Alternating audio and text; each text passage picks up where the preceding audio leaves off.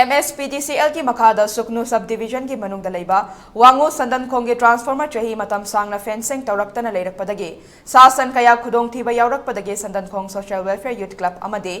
WKYC कसार ताबी अनीना ngasi arai arai ba pochai amade lanai paisa puthokna fencing tausinkhre fencing tauba du da yaukhiba lamdam dugi ward member L Devena Fongdorakhibada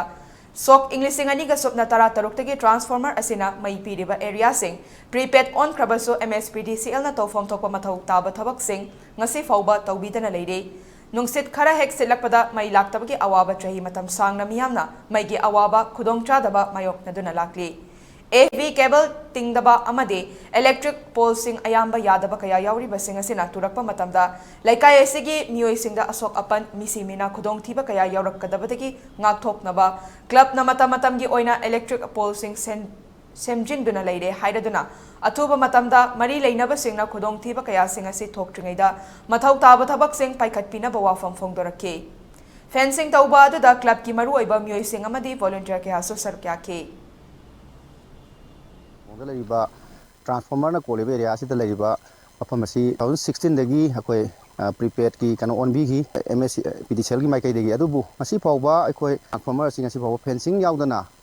तम सांगना चलाइरकपना अखोई मफम सिदा सासना चिंगबा ममांगदा खुदोंथिबा कया थोकरे हारिबा ट्रांसफॉर्मर वांगु Sandangkhong social welfare youth club अमसुंग वांगु कसाताबी यूथ क्लब अनीना खुसमदुना असंगबा मचा अखोई जोट की पोल चिंगबा पुथोक्तुना अखोई फेंसिंग तौसनजरे अदुगा अखोई क्लब अनिगी माइकईदगी अखोइना हाइजनिंगबना मणिपुर अखोई MSPDCL की माइकईदा अखोई मतम सांगना चई 30 मुखी ममांगदा प्लान तौखरबा